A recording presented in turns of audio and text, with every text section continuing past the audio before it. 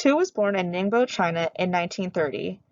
She was inspired to pursue an education in medicine after a tuberculosis outbreak interrupted her high school education.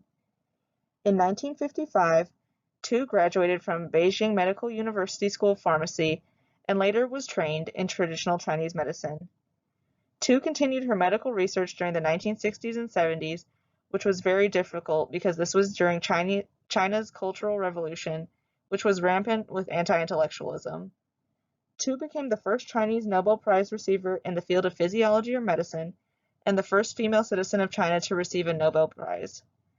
She received the award for her work on discovering artemisinin, a drug used to combat malaria.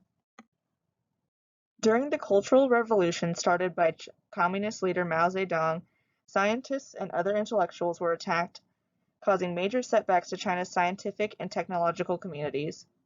Scientists were often openly critical of the government and were forced to stop their research and go work in the countryside to learn political virtue. Because of this, continuing to conduct non-military funded research was very risky. Many educated scientists were replaced by untrained people, which lowered the professional standards. Universities were closed during this time, which further harmed ongoing research that was being done. The stance on education and the sciences further closed off China from the world at this time, making collaboration difficult and rare. In 1967, a secret military project called Project 523 was tasked by Mao Zedong with creating anti-malarial medications to aid Ho Chi Minh, the Prime Minister of North Vietnam during the Vietnam War. Malaria was a major problem in South China as well as in Vietnam, so having a drug to combat it would benefit both countries.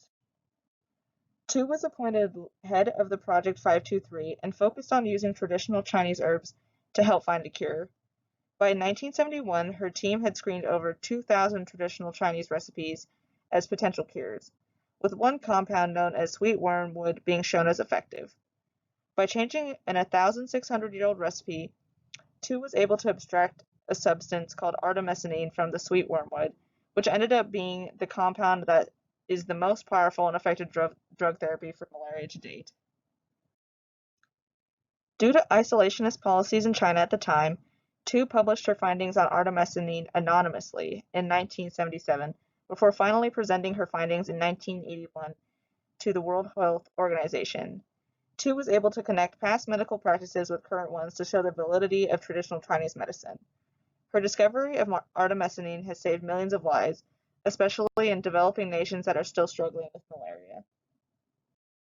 After her work in Project 523, Tu was promoted to researcher, which is the highest rank a scientist can achieve in China. Tu is regarded as the first generation of medical workers since the establishment of the People's Republic of China.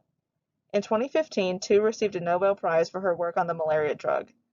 In 2011, Tu received a Lasker Award for her medical achievements and became the first Chinese person to receive that award.